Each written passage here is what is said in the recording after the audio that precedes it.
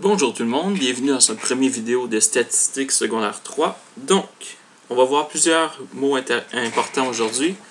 Donc, le premier mot qu'on va voir, c'est population. Donc, qu'est-ce que c'est qu'une population? Eh bien, une population, c'est ce qu'on va étudier dans notre étude statistique. Donc, on veut faire une étude statistique et on veut étudier des gens, des objets, on veut étudier quelque chose. Par exemple, si ce qui m'intéresse, c'est de savoir, la moyenne, la grandeur moyenne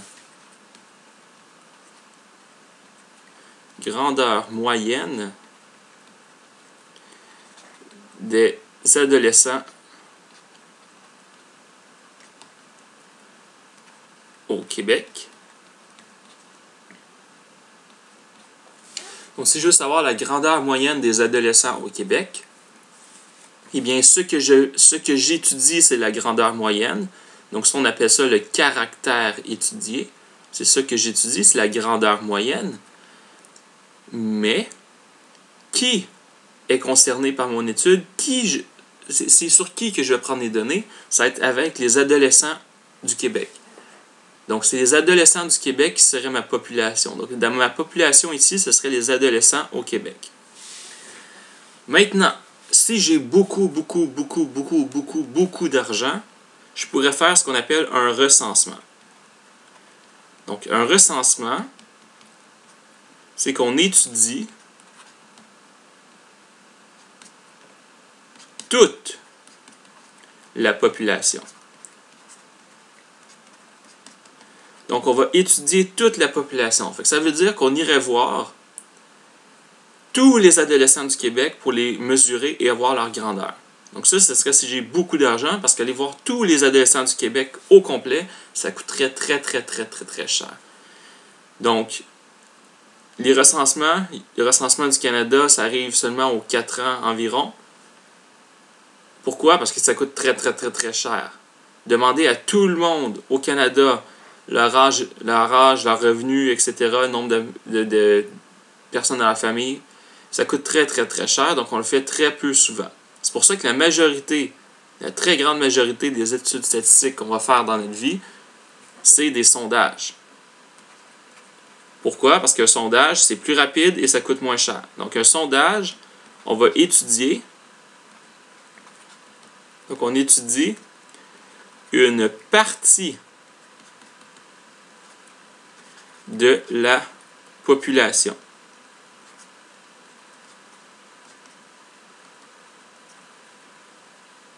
Donc, on étudie une partie de la population. Donc, si on étudie une partie de la population, est-ce qu'on va avoir étudié tous les adolescents du Québec? Non. Ce qu'on va étudier, on va étudier un échantillon. Qu'est-ce que c'est un échantillon? Eh bien, un échantillon, c'est une partie de la population. Donc ici, ça veut dire qu'on va étudier une partie des adolescents au Québec. Maintenant, cette partie-là, comment est-ce qu'on la choisit? Est-ce que vous allez voir votre cousin, vous dites « Ah, mon cousin, c'est un adolescent du Québec », vous le mesurez, vous dites « Bon, ben voilà, la grandeur de mon cousin représente les adolescents du Québec. » Non. Donc, c'est important de faire des échantillons, donc de choisir des parties de la population qui représentent bien la population en général. Donc, on va voir des méthodes d'échantillonnage. Méthodes d'échantillonnage, ça, ce sont des façons de choisir nos échantillons. Donc, de choisir d'échantillonnage. Méthodes d'échantillonnage, ce sont des façons de choisir nos échantillons afin que ceux-ci représentent bien la population en général. Donc, le premier, c'est aléatoire. Donc, une méthode d'échantillonnage aléatoire, c'est qu'on choisit au hasard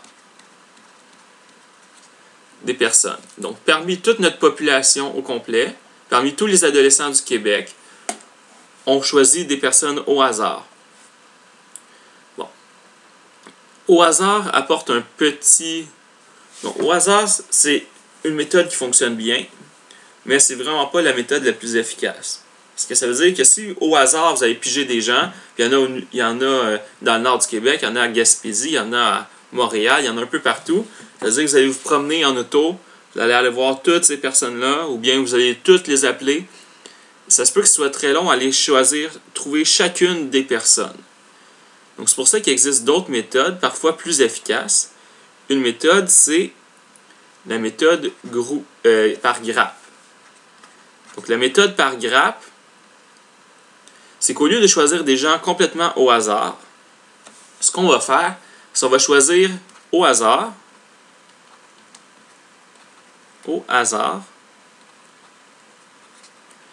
des groupes de personnes. Donc on choisit au hasard des groupes de personnes. Ça va être ça par grappe. Donc on va choisir au hasard des groupes de personnes. Par exemple, connaissez-vous un endroit où il y a beaucoup d'adolescents au Québec? Eh bien, une école secondaire. Donc, par grappe, un exemple de par grappe pour choisir des adolescents au secondaire, ce serait choisir au hasard 3 écoles du Québec. Donc, on choisit au hasard 3 écoles du Québec et on va interroger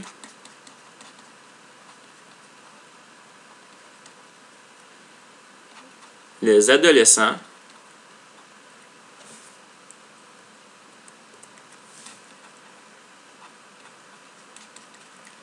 de ces écoles. Donc, par grappe, on choisit des groupes au hasard et on les interroge au complet. Donc, on aurait choisi au hasard 3 écoles du Québec et on interroge les adolescents de ces écoles-là qu'on a choisies. C'est ça par grappe. Est-ce que c'est parfaitement représentatif? Pas nécessairement non plus.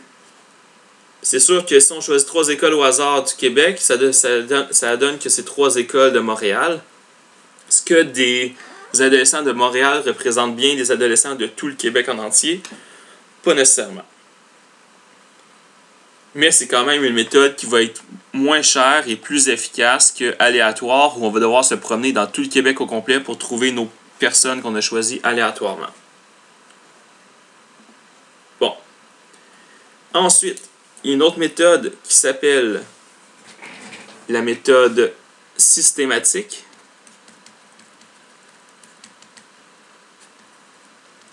Systématique, pensez à un système automatique. Système automatique. Donc, c'est quelque chose qui se fait automatiquement sans trop réfléchir. Donc, en gros, la méthode est la suivante. On choisit une première personne au hasard dans une liste. Dans une liste, on choisit une première personne au hasard.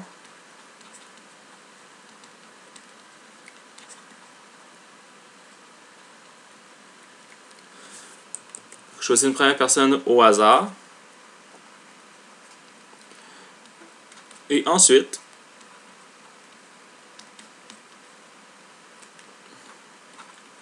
on prend les autres en faisant des bonds de longueur n. Donc, ce qui est vraiment... Oups, il est bon. Il est bon avec un T, pardon. Un D.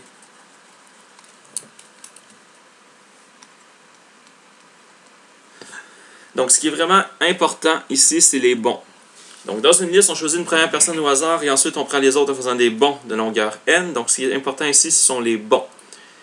Par exemple, j'ai la liste, j'ai le bottin téléphonique, j'ouvre le bottin, je choisis, par exemple, la 4e personne au hasard. Et là, je me dis, OK, je vais appeler toutes les personnes en faisant des bonds de 10. Donc ça veut dire que j'ai appelé la 4e personne au hasard, j'aurais appelé la 14e, la 24e, la 34e, la 44e, la 54e, etc. Donc on fait des bonds systématiques, des bonds de même longueur à chaque fois. Quel est l'avantage? L'avantage évident de cette méthode, c'est que si j'ai une liste, j'ai même pas besoin de réfléchir, je fais juste des bonds 10, 10, 10, 10, 10, 10, 10, et je constitue mon échantillon comme ça. Donc c'est un peu comme une méthode aléatoire. Les gens qu'on va choisir vont être à peu près au hasard.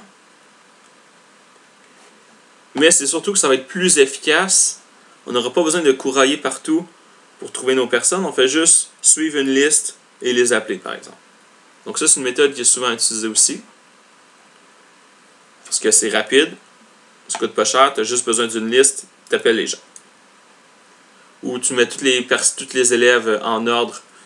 Je sais pas moi, le directeur dit tous les élèves dans la cafétéria, placez-vous en ligne. Et là, toutes les 5 personnes, le directeur leur demande « Alors, qui a lancé de la nourriture en premier? » Et là, il avance de 5, il demande à d'autres personnes « Alors, qui a lancé de la nourriture en premier? » Et ainsi de suite. Donc ça, c'est une méthode systématique. Et finalement, une méthode qui, selon moi, est peut-être une des meilleures pour avoir un échantillon qui représente bien notre population, c'est la méthode qu'on appelle stratifiée.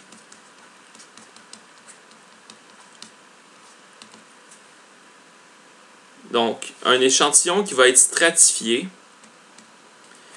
permet de régler un problème évident des autres méthodes. Dans toutes mes autres méthodes, je choisis des personnes au hasard, je choisis des groupes au hasard, je choisis des personnes en faisant des bonds. Dans toutes les méthodes, est-ce que toutes les caractéristiques de ma population ont été respectées? Par exemple, est-ce que j'ai eu le bon ratio de garçons et de filles? Est-ce que j'ai eu le bon ratio de francophones d'anglophones? Est-ce que j'ai eu le bon ratio de secondaire 1, de secondaire 2, de secondaire 3, de secondaire 4, de secondaire 5? Est-ce que j'ai eu le bon ratio d'élèves à l'école et d'élèves qui ont décroché? Est-ce que j'ai eu le bon ratio d'élèves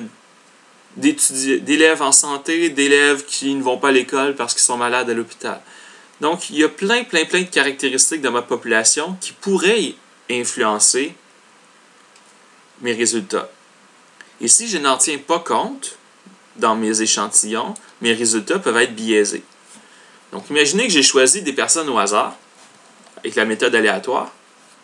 Donc, j'ai choisi des personnes au hasard, et par hasard, ça m'a donné, je sais pas moi, j'ai choisi 100 personnes, et par hasard, ça m'a donné 70 garçons et 30 filles. Est-ce que ça représente bien la population du Québec?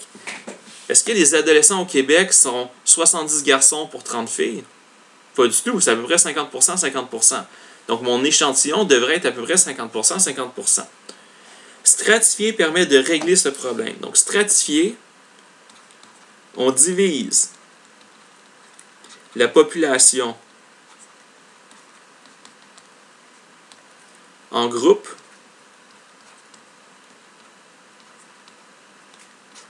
On appelle ça des classes. Et on prend une partie proportionnelle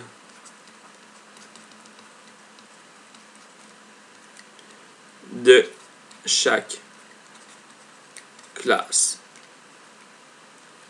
Exemple, si je veux tenir compte du fait qu'il y a des garçons et des filles, bien j'aurai le groupe des garçons, le groupe des filles. Si je vous dis que des garçons, il y en a 49,5%, des filles, il y en a 50,5%, parce que c'est pas exactement 50-50 dans la vie, eh bien, qu'est-ce qui va se passer avec mon échantillon? Eh bien, dans mon échantillon, donc si dans ma population, j'ai ces pourcentages-là, et bien dans mon échantillon, je veux que 49,5% de mon échantillon soit des garçons, 50,5% de mon échantillon soit des filles. Donc, je vais choisir aléatoirement des garçons, je vais choisir aléatoirement des filles afin de respecter mes pourcentages. Même chose, si je vous dis, je sais pas moi, de 12 à 17 ans. Bon, c'est bon. C'est un assez bon exemple. Donc, voilà, stratifier ce qu'on a séparé en groupes et on s'arrange pour que notre échantillon respecte les caractéristiques de la population. Donc voilà, ça c'était le premier vidéo. On a vu population, recensement, sondage, échantillon. Donc, population, c'est ce qu'on va étudier, c'est les gens qu'on étudie. Un recensement, c'est qu'on étudie toute la population. Le sondage, c'est qu'on n'a pas assez d'argent, donc on étudie seulement une partie. Et cette partie-là, on appelle ça un échantillon. Et ensuite, comment est-ce qu'on choisit nos échantillons? Avec les méthodes d'échantillonnage, on a aléatoire, on choisit des gens au hasard. On a grappe, on choisit au hasard des groupes de personnes. On a systématique, durant laquelle on choisit une première personne au hasard et ensuite on fait des bons égaux. Donc ça, c'est avec une liste. Quand on a une liste de personnes, on peut faire ça, c'est plus simple. Et finalement, on a stratifié, où on va séparer la population en groupes et on prend une partie proportionnelle de chaque groupe de chaque classe. Donc si on a 49,5% des gens qui sont des garçons, dans mon échantillon, je veux respecter le même pourcentage. Donc voilà, merci d'avoir écouté. On se revoit dans le prochain vidéo.